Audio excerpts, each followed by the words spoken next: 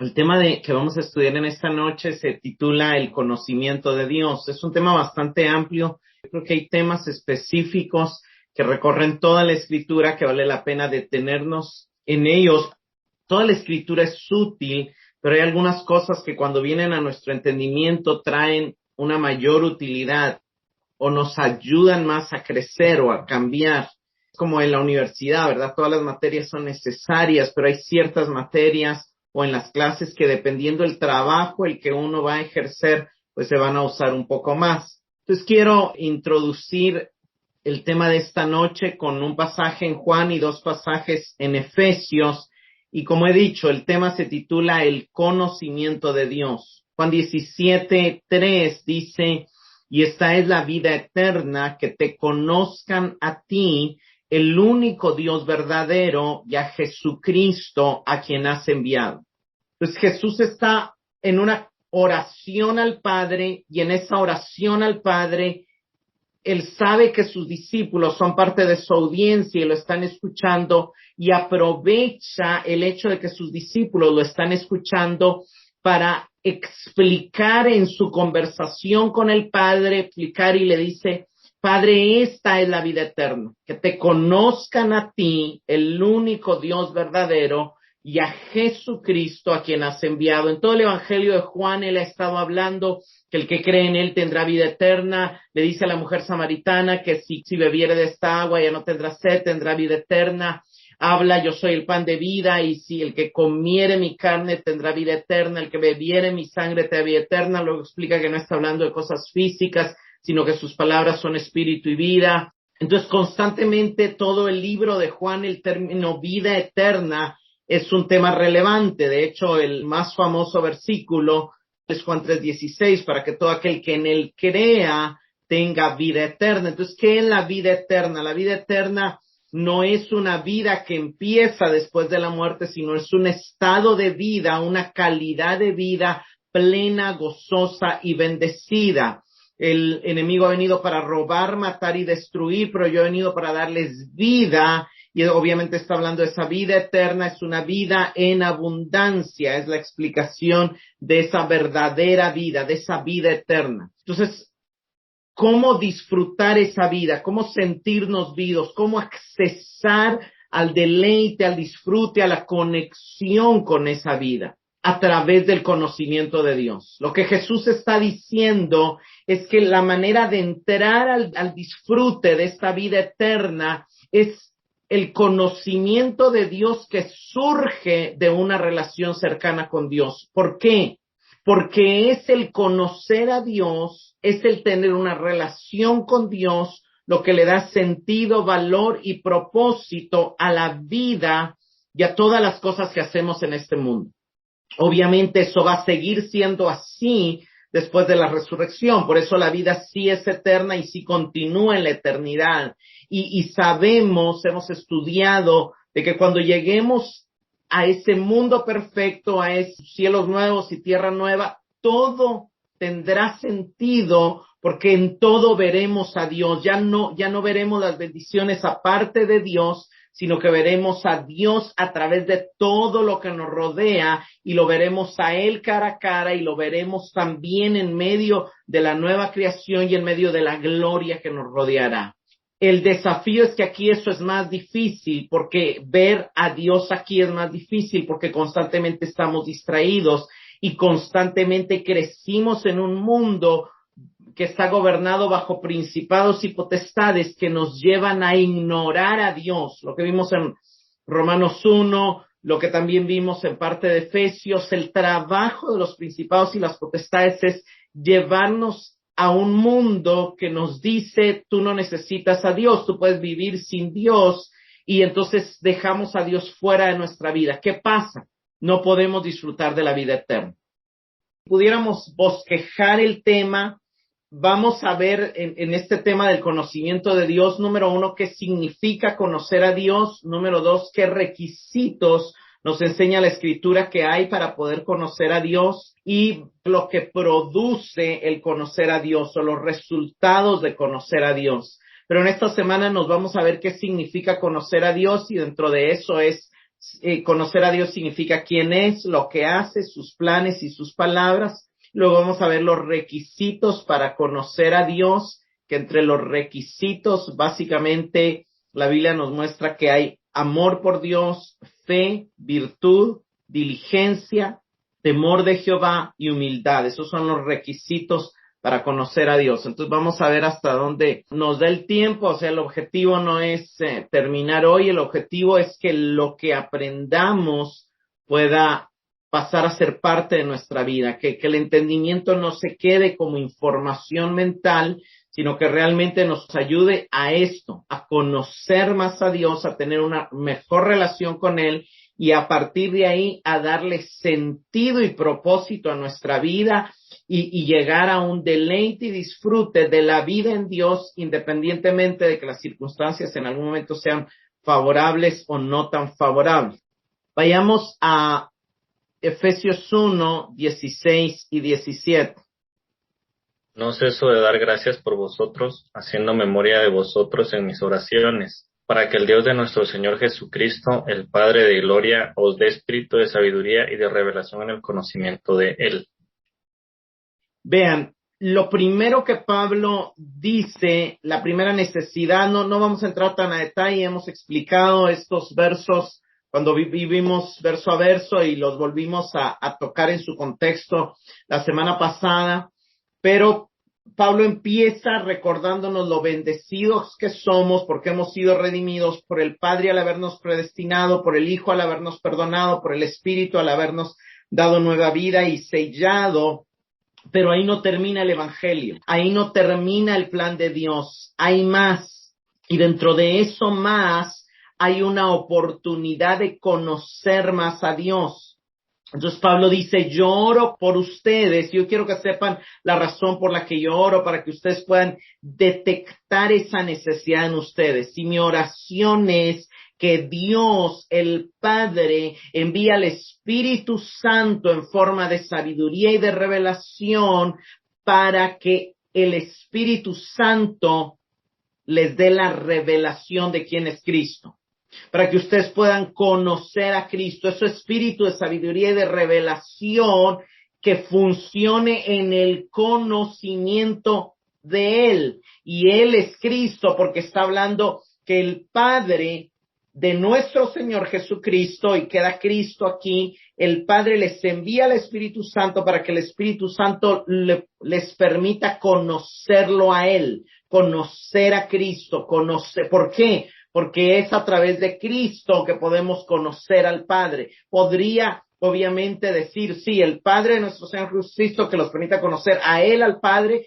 pero la misma Biblia nos dice que a Dios nadie le vio jamás, sino que el Hijo es el que le ha dado a conocer. Entonces, realmente, cuando vemos en el contexto total del Nuevo Testamento, lo que Pablo quiere es que el Espíritu Santo nos lleve a conocer a Cristo, para que conociendo a Cristo podamos conocer al Padre. Al final necesitamos conocer a Dios, es conocer a los tres. Conocer a Dios es conocer el trabajo de la Santísima Trinidad, ayudándonos a darle sentido, propósito a nuestra vida, ayudando a darnos la perspectiva de Él, en contrario a la perspectiva del mundo. Saltemos a Efesios 4:13. Ese proceso continuará hasta que todos alcancemos tal unidad en nuestra fe y conocimiento del Hijo de Dios que seamos maduros en el Señor, es decir, hasta que lleguemos a la plena y completa medida de Cristo. Entonces, Pablo está diciendo que la meta de la iglesia, que la meta de los planes de Dios, que la meta, que el fin último, que el verdadero propósito de la vida humana y que el verdadero propósito de ser parte de la iglesia es llegar a una unidad de la fe y del conocimiento del Hijo de Dios. Y por eso la mejor manera de interpretar el Efesios 1:17 es que puedan conocer a Cristo. ¿Por qué? Porque en Efesios 4:13 Pablo sí dice claramente que la meta es el conocimiento del Hijo de Dios. Y Pablo iguala el conocimiento del Hijo de Dios con ser semejante a Él. Pablo está diciendo que en la medida que lo conocemos más, somos más como Él. En la medida que lo conocemos más, dado que Él vive en nosotros por medio de su Espíritu, cuando hay una mayor relación con Él, lo dejamos fluir más a Él en nosotros. Eso fue lo que le pasó a Pablo. Pablo creció en su conocimiento de Cristo y por eso pudo decir, ya no vivo yo, Cristo vivo en mí. ¿Y por qué él estaba seguro que era el Cristo que vivía en él manifestándose a través de él? Porque lo conocía. Él sabía que Cristo no lo iba a llevar a pelear, que Cristo no lo iba a llevar a vengarse, que Cristo no iba a contradecir lo que él mismo había enseñado cuando estuvo en la tierra y lo que él mismo ha enseñado en su palabra. Entonces, conocerlo a él le ayudaba a evaluar qué tanto había crecido a su estatura. Entonces, cuando conocemos más a Cristo, en la medida que lo conocemos más, nos parecemos más a Él. Y eso es lo que dice 2 Corintios 3, que en la medida que en el libro se nos quita el velo y empezamos a verlo como en un espejo y vemos aquí está Cristo, aquí estoy yo, todavía no, pero el proceso de transformación se está dando. Ver a Cristo, conocer a Cristo nos transforma y nos hace más como Él, y eso es hermoso. Bueno, quiero empezar citando a Juan Calvino. Juan Calvino empieza uno de los primeros párrafos de su famoso libro, La institución de la religión cristiana. Él dice, nuestra sabiduría solamente puede llegar a ser sabiduría sólida y verdadera en la medida que conozcamos a Dios. Y en la misma medida que conozcamos a Dios, nos vamos a conocer a nosotros mismos. Lo que él está diciendo, en la medida que logramos ver la santidad de Dios, vemos realmente la profundidad de nuestra pecaminosidad. Y también Calvino y muchos otros teólogos han dicho que el conocimiento de Dios debe ser el fin principal y el objetivo primario de nuestra vida. Otra de las cosas que la Biblia nos deja ver es que Dios es incomprensible, en el sentido de que no vamos a nunca poder entenderlo de manera completa. Él está más alto que nosotros, pero el hecho que sea incomprensible, que no quiere decir que no pensemos en el término de comprender a alguien, sino en el término de abarcar el entendimiento completo de Dios. Eso no niega que sea conocible. Y otros términos que se equiparan es que Dios es trascendente, pero también al mismo tiempo es inmanente. Entonces, Dios es trascendente, está por encima de nosotros, pero también es inmanente, está cerca de nosotros, es conocible, está cercano a nosotros. Entonces, esto es maravilloso. Vayamos al Salmo 63 del 1 al 3. Dios mío, eres tú, de madrugada te buscaré, mi alma tiene sed de ti, mi carne te anhela, en tierra seca y árida donde no hay aguas, para ver tu poder y tu gloria, así como te he mirado en el santuario, porque mejor es tu misericordia que la vida, mis labios te alabarán. David dice en la Biblia que escribe este salmo cuando está en el desierto, y cuando está en el desierto, la vida en el desierto requiere una atención constante para buscar comida y para buscar agua. Es un lugar donde no hay comida, es un lugar donde no hay agua, es un lugar donde no hay muchas posibilidades de vivir. Pero David sabe que en todo Dios le está enseñando algo. Y cuando él ve esa necesidad de comida y de agua, de alguna manera él reconoce que la necesidad de su alma de Dios es mayor. Entonces él dice, Dios mío, mi alma tiene sed de ti, no tengo sed tanto mi cuerpo tiene sed de agua, pero mi alma realmente la sed que tiene es de ti. Y luego dice, mi carne te anhela, y lo que está diciendo ahí es que tanto su ser interior como su ser exterior anhelan y necesitan, y ese es el grado de devoción que se necesita todo aquel que desee conocer a Dios. Tiene que verse a sí mismo como en un desierto, porque este mundo de alguna manera es un desierto. Nuestra travesía por esta tierra se puede comparar a la travesía del pueblo de Israel por el desierto en su peregrinaje, y la tierra prometida se puede comparar en una de las figuras con el cielo, en otra de las figuras con la vida eterna. que podemos alcanzar en esta misma tierra, pero en esa búsqueda de conocer a Dios y de disfrutar más de la vida eterna, debemos de entender que los vacíos de satisfacción, de identidad, de placer, de todo que hay en nuestra alma, al final son ese desierto que debe de despertar una devoción y un anhelo por conocer a Dios. Luego él dice, obviamente cuando dice, mi alma tiene sed, mi carne te anhela, está diciendo, todo mi ser te desea. Y luego dice, para ver tu poder y tu gloria, así como te he mirado en el santuario. O sea, ya conocí algo de ti, por eso tengo sed de conocerte más, porque mejor es tu misericordia a la vida. Entonces, el hecho de ya ser salvos es de alguna manera el requisito, el hecho de haber visto, haber sido impactados con Dios, pero eso debe de despertar un hambre por conocerle más, por crecer en el conocimiento de Él. Debe haber un constante anhelo y deseo en nuestra vida por conocer más a Dios. ¿Qué significa conocer a Dios? Podemos decir que conocer a Dios significa 4 cosas. Conocer quién es, habla de su carácter, conocer lo que hace, sus obras, conocer sus planes, su propósito eterno y conocer sus palabras. Y de alguna manera el ejemplo es básicamente conocer a alguien no es solamente verlo una vez, conocer a alguien no es solamente saber cómo es su rostro o saber su nombre.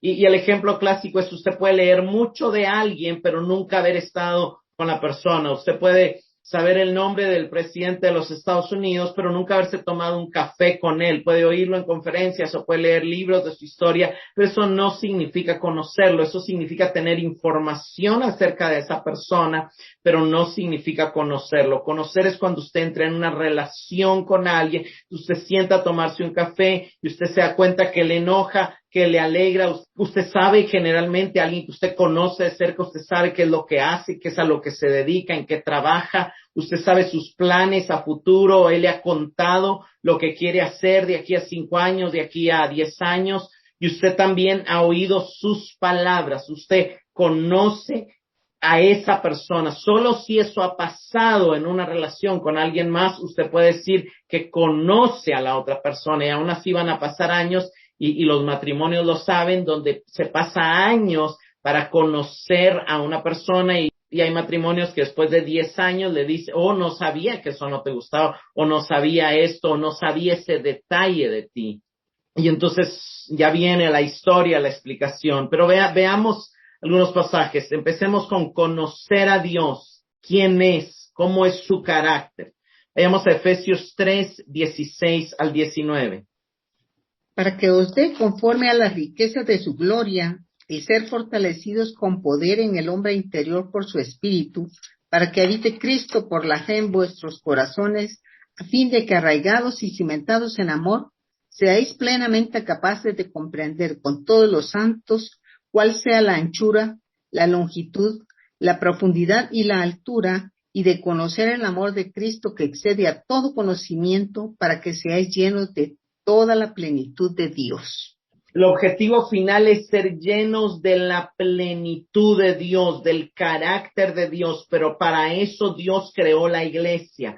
¿Con qué objetivo creó la iglesia? Porque Dios tiene atributos, su poder, su sabiduría, su amor, que cada uno se nos van revelando desde diferentes perspectivas. Esto también lo hemos explicado anteriormente. Y entonces dice que puedan conocer cuál es la anchura, la longitud, la altura y la profundidad, y aquí no lo podemos reducir al amor. Aquí no está hablando de lo alto, ancho, largo y profundo del amor, porque luego dice, y de conocer el amor.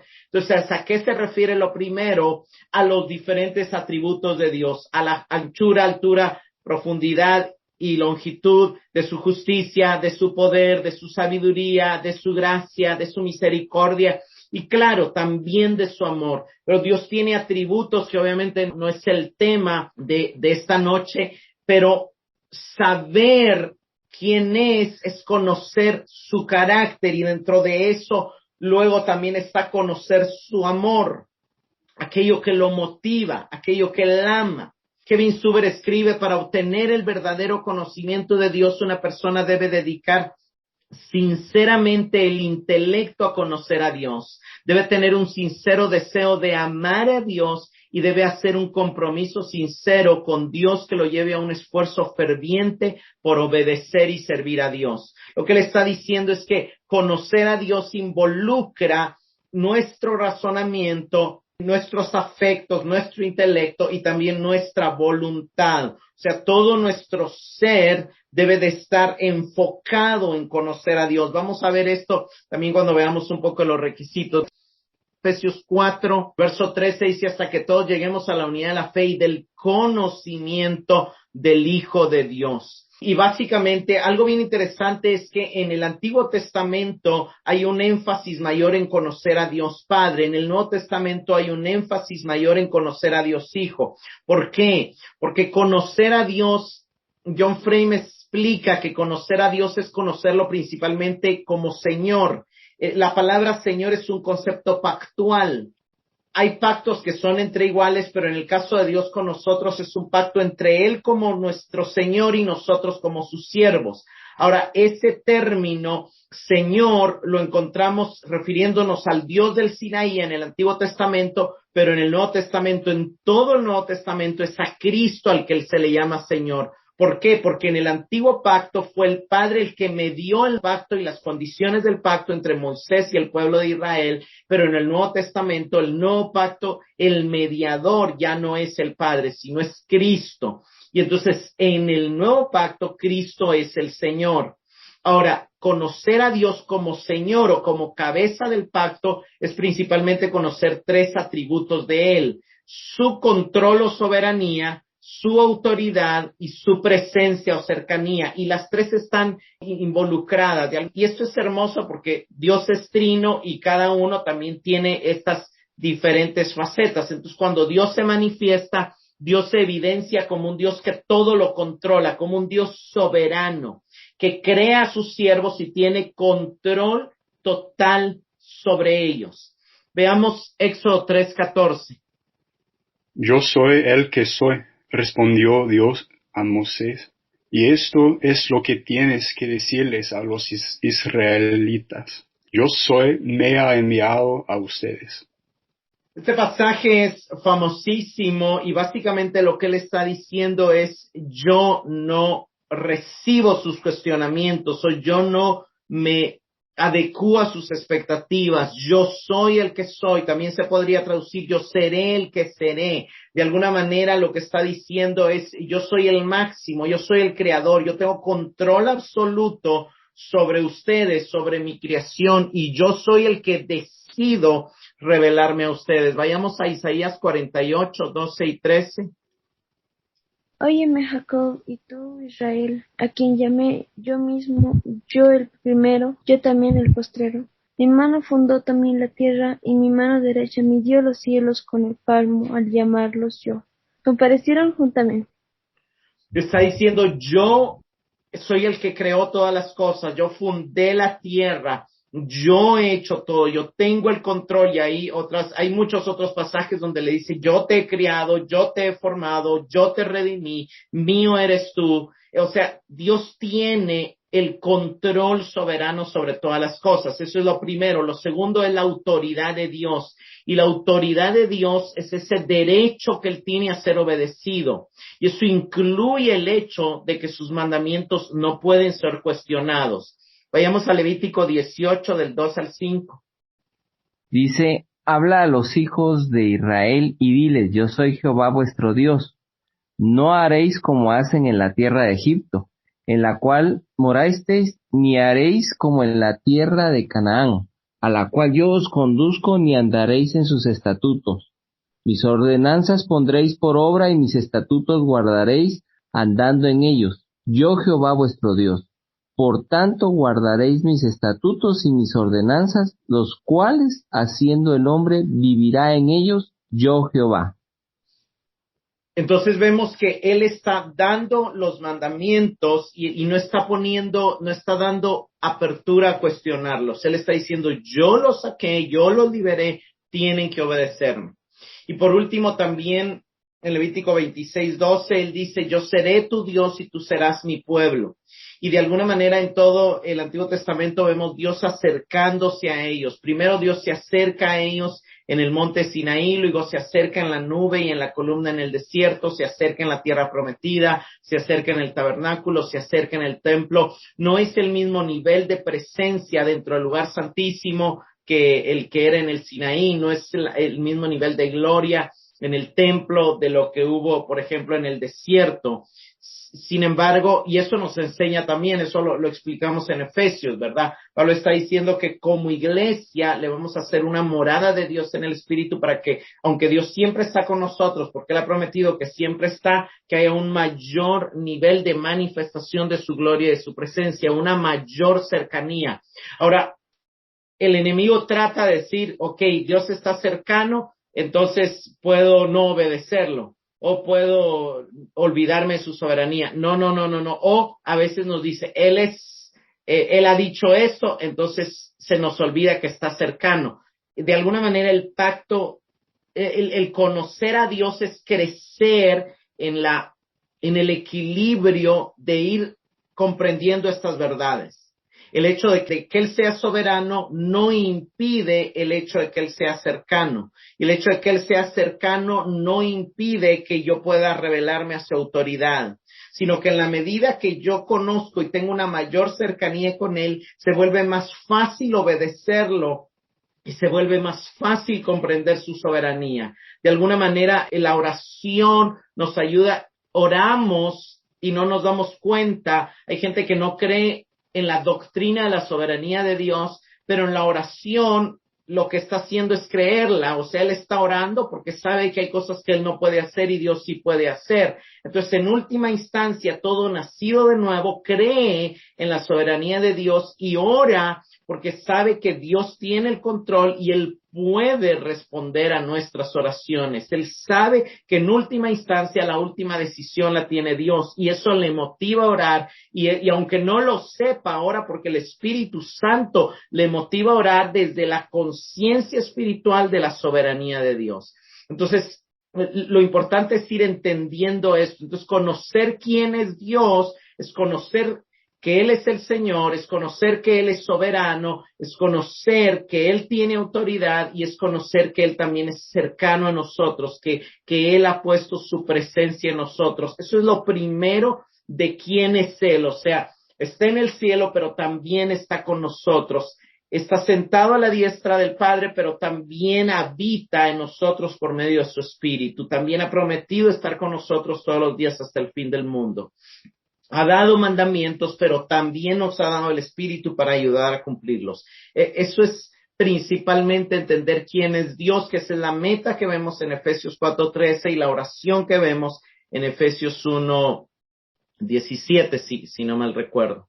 Pero vayamos a Jeremías 9:23 y 24.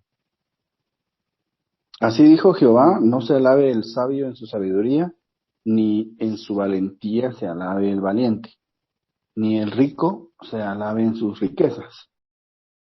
Mas alábense en esto el que se hubiere de alabar, en entenderme y conocerme, que yo soy Jehová, que hago misericordia, juicio y justicia en la tierra, porque estas cosas quiero, dice Jehová. Entonces dice, el fin último de la vida, lo que más orgullo les puede llegar a provocar, algo que realmente tienen que perseguir, es conocerme. Su fuerza, su sabiduría, sus riquezas, su valentía van a encontrar límites. Pero si algo les va a llevar a esta vida de gloria es entenderme y conocerme. Y ahí habla de su persona, ahí habla de quién es Él, pero luego pasa y dice lo que hace. Y en lo que hace, por lo menos en este pasaje, hay muchas cosas que Jehová hace, pero en este pasaje dice que hago misericordia, juicio y justicia en la tierra.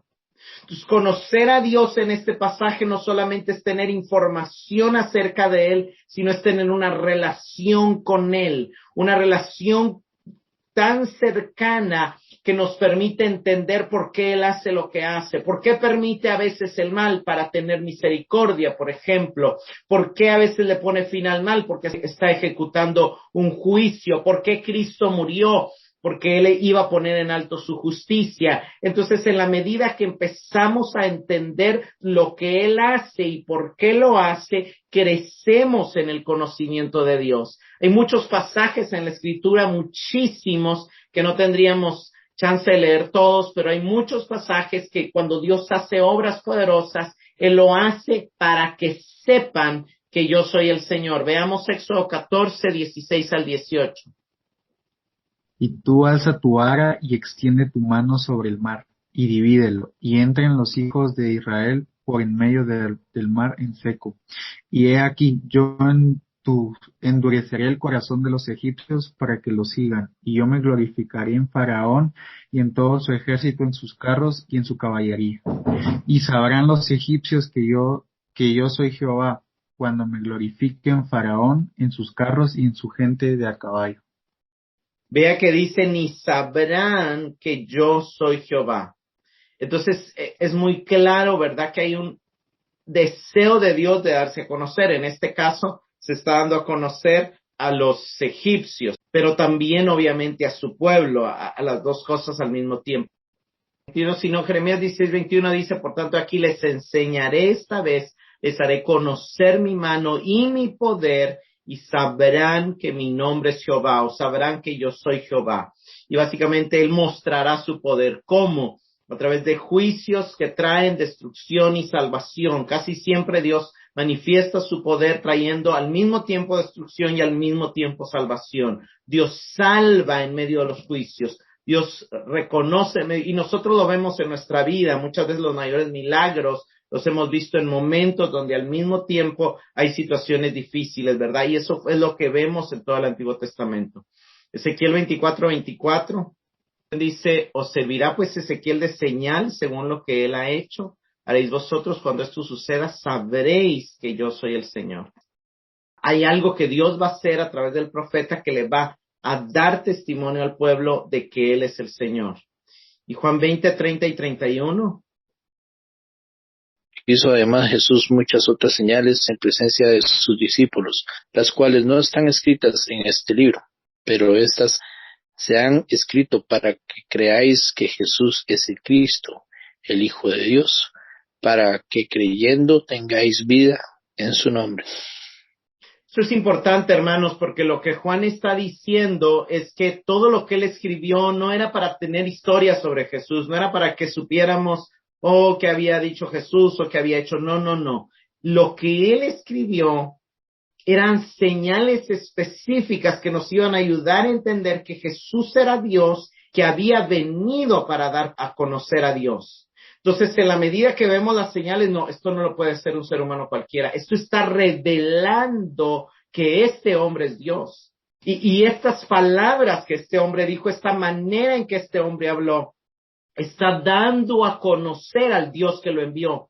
Por eso en todo el libro de Juan vemos a Jesús constantemente mencionando a su Padre. Lo que yo hago es lo que el Padre me dice que haga, lo que yo digo es lo que el Padre me dice que diga. Entonces Juan nos está diciendo que a través de su evangelio vamos a poder conocer a Jesús y que a través de conocer a Jesús vamos a conocer a Dios. Ahora, esto no solamente se aplica al libro de Juan. Esto es un pasaje que está incluido dentro de la Biblia y que de alguna manera habla de toda la Biblia, porque el propósito de la Escritura es revelarnos a Dios. El propósito de cada narrativa del Antiguo Testamento es mostrarnos cómo Dios intervenía, cómo Dios actuaba, cómo Dios esperaba, cómo Dios de alguna manera esperaba la respuesta de su pueblo y de alguna manera actuaba en relación a sus oraciones, a su clamor, a su obediencia, también a su rebeldía de alguna manera, ¿verdad?, trayendo juicio. Entonces la Escritura nos revela la naturaleza de Dios, la voluntad de Dios, el propósito eterno de Dios, su acción salvadora. Pero hay algo que quiero aclarar. Hay quienes dicen, yo he oído en algún momento personas o situaciones donde dicen, no, es que tú no conoces a Dios. Entonces estudiemos los atributos de Dios, ¿verdad? Y a veces se piensa que teniendo información de que Dios es omnipotente, omnipresente, omnisciente, trascendente, inmanente, eterno, que a eso nos nos va a hacer conocer a Dios. Y no. Eso obviamente no es que esté mal, eso nos va a ayudar a entender un poco algunas cosas, pero principalmente nosotros vemos en la Biblia cómo Dios interactúa y se relaciona con su pueblo. Y la mejor manera de conocer a una persona nuevamente no es leer un test de su personalidad. Puede darnos alguna indicación, pero la mejor manera de conocer a una persona es interactuar con la persona, es hablar con la persona, es ver cómo la persona reacciona ante los diferentes desafíos que a veces se presentan en la vida. Entonces, eso es lo que la Escritura nos está diciendo. Estas cosas se han escrito para que ustedes sepan que Jesús es el Cristo, para que ustedes se den cuenta, para que ustedes leyendo esto puedan visualizarlo y el Espíritu les revele la realidad de esto y cómo a través de estas acciones Cristo nos estaba mostrando quién era Dios. Vayamos a Efesios 1, del 16 al 19. No, César, gracias por vosotros, haciendo memoria de vosotros en mis oraciones, para que el Dios de nuestro Señor Jesucristo, el Padre de gloria, os dé espíritu de sabiduría y de revelación en el conocimiento de Él, alumbrando los ojos de vuestro entendimiento, para que sepáis cuál es la esperanza a que Él os ha llamado y cuáles las riquezas de la gloria de su herencia en los santos, y cuál la supreeminente grandeza de su poder para con nosotros los que creemos según la operación del poder de su fuerza. Básicamente, Pablo nos acaba de decir en el verso 10 que el plan de Dios es poner todo bajo el gobierno de Cristo, y aquí nos está diciendo que conocerlo a Él también es conocer algunas de las cosas que Él está haciendo. Y Él está haciendo, Él tiene una esperanza al habernos llamado, que es ser como Cristo. Él está de alguna manera trabajando en la herencia que le va a dar a Cristo a través de nosotros y que al mismo tiempo está compartiendo con nosotros. Y Él tiene un poder que operó en Cristo, resucitándolo entre los muertos y poniéndolo por encima, y que también está operando en nosotros. Entonces, conocer a Dios incluye conocer quién es, pero también incluye conocer lo que Él hace, pero también incluye conocer sus planes. Y aquí nos enfocamos en sus planes. ¿Qué plan tiene Dios? El plan de Dios es darle toda la preeminencia a Cristo. El plan de Dios al habernos llamado es ponernos una meta. El plan de Dios al habernos llamado es hacernos coherederos juntamente con Cristo. El plan de Dios al resucitar a Cristo es también resucitarnos a nosotros juntamente con Él. El plan de Dios al ascender a Cristo y al sentarlo a la derecha de Dios es llevarnos a nosotros a sentarnos con Él y a darnos esa victoria. Entonces, conocer eso nos hace ver que sí, que si Dios tiene el plan de darnos una vida en victoria, es posible anhelar, desear, y de hecho es correcto buscar caminar en victoria en Cristo, buscar vivir una vida cristiana victoriosa. Entonces, por eso es importante conocer a Dios, es importante conocer lo que Él hace, porque a través de lo que Él hace vemos su poder, vemos quién Él es, y es importante conocer sus planes, porque eso nos motiva a ir en pos de sus planes. Pero también conocer a Dios, y esto es muy importante, es conocer sus palabras. Y sus palabras obviamente son las Escrituras, la palabra que Él ha revelado y nos ha dejado en las Sagradas Escrituras. Vayamos a Mateo 16, del 1 al 3. Vinieron los fariseos y los saduceos para tentarle y le pidieron que les mostrase señal del cielo. Mas él respondió, les dijo, cuando anochece decís buen tiempo, porque el cielo tiene arreboles, y por la mañana hoy habrá tempestad, porque tiene arreboles el cielo nublado. Hipócritas, que sabéis distinguir el aspecto del cielo, mas las señales de los tiempos no podéis. Este pasaje pareciera que no habla de las Escrituras. Jesús está discutiendo con fariseos y saduceos. El tema es que fariseos y saduceos eran dos sectas que conocían las Escrituras, que estudiaban las Escrituras. Sin embargo, lo que Jesús está diciendo es que conocer a Dios no es solo conocer las Escrituras, sino es conocer cómo aplicar las Escrituras. John Frame explica de que el entender las Escrituras no es solamente saber lo que dicen, sino es saber cómo se aplican. El significado de las Escrituras es su aplicación, y realmente de alguna manera eso es los ejemplos abundarían, pero por ejemplo, ¿verdad? Si yo le digo a alguien, podrías cortar el papel, pero no sabe qué es cortar y no sabe lo que es papel, porque nunca ha escuchado la palabra papel, porque tal vez está aprendiendo a hablar idioma español, o tal vez tal vez viene de otra tribu, entonces no le hacen sentido, entonces vuelvo a la cara, o sea, nuestro lenguaje tiene significado en la medida que se entiende y se puede aplicar. A veces decimos cosas que la persona no entiende. Yo ahorita, por ejemplo, estoy en un país donde el idioma natural es el inglés y hay cosas que yo entiendo perfectamente y hay cosas que no entiendo totalmente y por el contexto me hago de una idea, pero en algún momento quizá he respondido sin tener una conciencia perfecta de lo que me han estado diciendo cuando usan algún slam o un modismo. El punto es que a veces oímos la escritura, sí, hay partes que comprendemos y hay partes que no comprendemos, porque cuando no sabemos cómo llevarla a la vida, de nada nos sirve saber cómo suena una palabra griega o cómo suena esto si no entendemos cómo llevarla a la vida. Entonces, Jesús les está hablando y les dice, ustedes, ¿cómo es eso de que leen el cielo, pero no saben discernir los tiempos? Obviamente, él más adelante va a explicar en Mateo 23, por cuanto no reconocieron el tiempo de su visitación. El tiempo que ellos tenían que leer era el tiempo del cumplimiento de las profecías de los profetas en él, el tiempo de la venida del reino, el tiempo de la inauguración de la era mesiánica. Pero ellos no pudieron aplicar esas escrituras. Para ellos era algo que tenían en la mente, pero que habían hecho una imaginación de lo que significaba. Regresando al ejemplo que ponía, si alguien se imaginara que cortar el papel significa doblar el papel, pues lo doblaría, pero en realidad no sería lo que se necesita. Y a veces eso nos pasa con la escritura, nos imaginamos que tiene cierto significado, pero en realidad necesitamos que el Espíritu Santo nos alumbre el verdadero significado.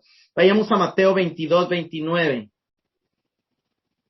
Jesús contestó, el error de ustedes es que no conocen las Escrituras y no conocen el poder de Dios. Aquí la palabra conocer se podría traducir mejor comprender. Ellos conocían teóricamente la Biblia, pero no comprendían el significado. Y eso es algo que tenemos que entender, hermanos, porque nosotros podemos haber crecido en religión, haber crecido en esto, estar oyendo la Biblia, pero si eso no está transformando nuestro ser, si no estamos llevando a la aplicación, no estamos conociendo a Dios, si no estamos conociendo sus palabras. ¿Por qué? Porque aunque las oímos, no las podemos interpretar, no las enlazamos con el poder de Dios. Cuando una palabra se entiende, cuando una palabra se conoce, conlleva un poder, conlleva una activación de algo. Por eso Pablo dice, ¿verdad? La espada del Espíritu es el rema de Dios, no es el logos de Dios, es la palabra de Dios hablada que activa algo. Por eso Cristo dijo, ni la carne ni la sangre tienen ningún provecho, sino que mis palabras, lo que yo os he hablado son espíritu y son vida. O sea, él les está explicando en Juan 6, yo no quise decir que se comieran mi cuerpo, que se bebieran mi sangre literal, porque eso no les ayudaría en nada. Yo quise decir que entiendan el espíritu de lo que yo les estoy hablando. Lo que ustedes tienen que comer es mi naturaleza, es mi carácter, mi manera de reaccionar ante el mundo, y lo que ustedes los tienen que gobernar es mi sangre, que es mi identidad como hijo de Dios, mi genética divina. Y Pedro después nos va a decir que hemos sido hechos participantes de la naturaleza divina. Vayamos a Lucas 24, del 25 al 27. Entonces él les dijo, oh insensatos y tardos de corazón para creer todo lo que los profetas han dicho. ¿No era necesario que el Cristo padeciera estas cosas y que entrara en su gloria? Y comenzando desde Moisés y siguiendo por todos los profetas, les declaraba en todas las escrituras lo que de él decían. Miren, hermanos, lo que estoy tratando de mostrar, obviamente no estoy poniendo textos donde diga que conocer la Biblia es conocer a Dios, porque Todos tenemos esa idea, ¿verdad? Conocer a Dios es conocer su palabra, y yo creo que todos sabemos y reconocemos que la manera de conocer a Dios es conocer la Escritura. Pero el fallo está en que creemos que con leer o con oír la Escritura es suficiente. No, la única manera de accesar a conocer a Dios a través de la Escritura es entendiendo la aplicación y el significado de la Escritura para nuestro mundo, para nuestros acontecimientos y para nuestra vida misma. Ese fue el error de los judíos del tiempo de Cristo. Entonces viene Jesús y le habla a 2 de sus discípulos y le dice: insensatos y tardos de corazón. ¿Acaso no los profetas hablaron de que el Cristo había de padecer? O sea, ¿cómo es posible que ustedes estén dudando que el Cristo que acaba de morir hace 3 días era el Mesías, cuando ustedes ya lo habían creído, pero ahora están dejando de creer? O sea, tenían una expectativa equivocada, y eso pasa mucho hoy en la iglesia. Hay creyentes que tienen una expectativa equivocada del sufrimiento y creen de que como están sufriendo, o que Dios está enojado, o que Dios los está castigando, o que en realidad Dios no es tan bueno. Y nunca la Escritura dice que no vamos a sufrir. Nunca la Escritura dice que no vamos a pasar por el valle de la sombra de la muerte. Lo que dice es que su vara y su cayado nos van a infundir el aliento cuando pasemos. Entonces, algo similar le pasaba a los discípulos. Tenían Biblia, sabían los profetas, pero no sabían cómo conectar con la realidad de lo que estaban viviendo en los días en que Jesús fue crucificado. Y Jesús les mostró que en Isaías está muy claro eso, muy claro que el Mesías iba a sufrir y que iba a resucitar y entrar en su gloria. Vayamos a Juan 5, del 39 al 42. Escudriñad las Escrituras, porque a vosotros os parece que en ellas tenéis la vida eterna, y ellas son las que dan testimonio en mí, y no queréis venir a mí para que tengáis vida. Gloria de los hombres no recibo, mas yo os conozco que no tenéis amor de Dios en vosotros. Ustedes leen las Escrituras y piensan que la vida eterna está en leerla, pero no, la vida eterna está en mí. Y las Escrituras lo que tienen que hacer es apuntarme a mí. Las Escrituras están, hermanos, no para que nos las aprendamos de memoria, aunque es ideal si usted se las memoriza, pero el objetivo principal no es enorgullecerse porque se sabe la Biblia de memoria, sino que la Escritura lo conecte con Dios. Lo más útil de un pasaje es cuando me lleva a orar, cuando me lleva a alabar, cuando me lleva a entender, cuando me lleva a refugiarme en Dios. Esa es la utilidad de la Escritura, el mostrarnos, el llevarnos a ver a Cristo. El hecho, o sea, ¿qué pasaba con ellos? Leían la Escritura, pero no querían ir a Cristo, y entonces no tenían vida. Entonces Cristo dice: no recibo gloria a los hombres, pero os conozco que no tenéis el amor de Dios en vosotros. Y por eso es tan importante la segunda. No podemos dejar este tema aquí. Hay requisitos para conocer a Dios, y uno de los requisitos es amarle. Y aquí está claramente, y vamos a ver otros pasajes, lo vamos a dejar para la otra semana. Pero cuando llegamos a la Biblia, no cumpliendo los prerequisitos para conocer a Dios, solamente vamos a tener una información que nos va a hacer orgullosos y religiosos, pero que no nos van a dirigir a conocer a Dios. Entonces, esto es sumamente importante. El conocimiento de Dios se accede por las Escrituras solo cuando las Escrituras sean un medio para tener una relación con Él y no para dejarlo fuera.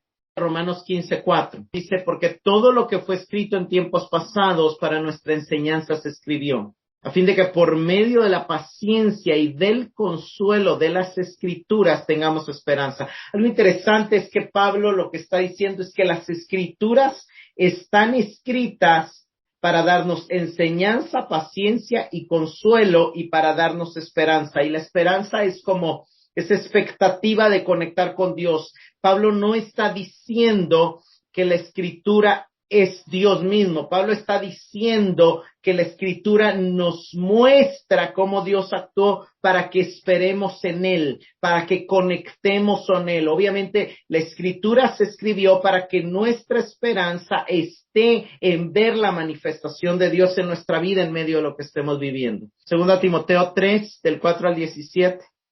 Pero persiste tú en lo que has aprendido y te persuadiste sabiendo de quién has aprendido, y que desde la niñez has sabido las sagradas escrituras, las cuales te pueden hacer sabio para la salvación por la fe que es Cristo Jesús. Toda la escritura es inspirada por Dios y útil para enseñar, para redarguir, para corregir, para instruir en justicia, a fin de que el hombre de Dios sea perfecto, enteramente preparado para toda buena obra. La clave aquí y otro de los requisitos para conocer a Dios, que lo vamos a ver en otros pasajes, es la fe. En el verso 15 dice, las escrituras te pueden dar la sabiduría para crecer en el disfrute de la salvación, en el disfrute de la vida eterna, pero solo mediante la fe en Cristo. O sea, las escrituras solo son útiles para conocer a Dios cuando se leen desde una actitud de fe, de confianza en Dios, de esperar encontrarnos con Dios. Cuando se leen nada más por un motivo egoísta, por un motivo orgulloso, por un motivo de obtener conocimiento, no tienen la utilidad adecuada, no tienen la utilidad correcta. Las escrituras se deben de leer como esa palabra que Dios inspiró para hablarnos, para que confiemos en Él, para revelarse a nosotros. Entonces, cuando se toma la Biblia como la palabra inspirada de Dios y se ve en su utilidad para enseñar, para reprender, para corregir, para instruir, entonces llegamos al texto y decimos, ¿qué me enseña este texto? ¿En qué me está reprendiendo este texto? ¿En qué me está mostrando que estoy equivocado? ¿En qué me está tratando de hacer cambiar mi pensamiento? ¿Qué está queriendo corregir en mí? ¿Qué me está diciendo que practique? Instruir en justicia habla de práctica, habla de mandatos que tengo que llevar a la práctica.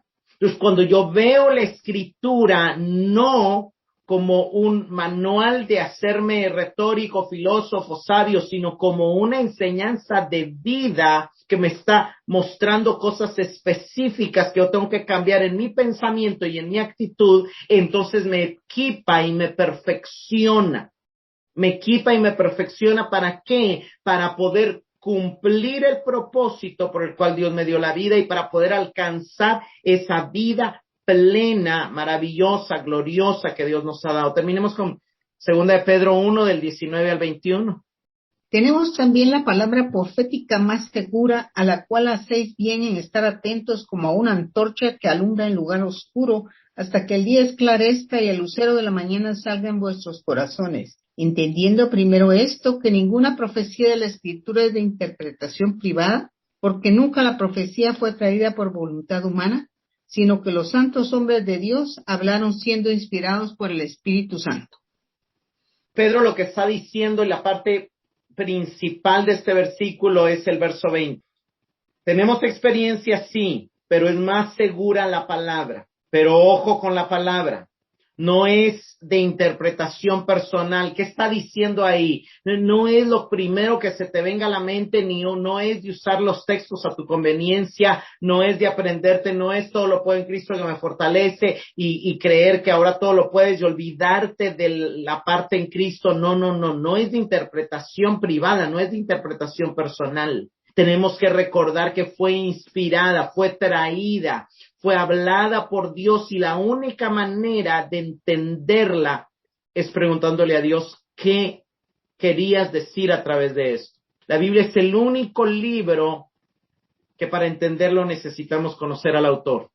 Necesitamos tener una relación con el autor y necesitamos tener vida espiritual, porque el hombre natural no percibe las cosas que son del espíritu, no percibe el mensaje de la palabra de Dios, pero aún el hombre que ya tiene puede malinterpretar el texto, puede darle una interpretación personal, puede darle una interpretación privada y puede torcer la escritura diciendo que dice lo que en realidad no dice, como lo hicieron los fariseos con Cristo, que lo contradijeron y lo trataron de tender trampa con la escritura, y Jesús les corregía su entendimiento equivocado de la escritura. ¿Por qué? Porque la estaban interpretando personalmente, no le estaban dejando al espíritu interpretarla, sino estaban interpretando privadamente. O también esto tiene que ver con el hecho de cuando no tomamos en cuenta la historia de la iglesia, cuando no tomamos en cuenta las diferentes interpretaciones que a lo largo de la historia y en las diferentes denominaciones tiene este texto, cuando olvidamos que nuestra perspectiva personal es limitada y cuando entendemos de que nosotros solo estamos viendo un lado, una parte, pero hay más lados, hay más perspectivas, hay más lecturas desde otras culturas, desde otros entendimientos, desde otras experiencias que pueden enriquecer nuestro conocimiento de Dios y nuestro entendimiento de la Escritura.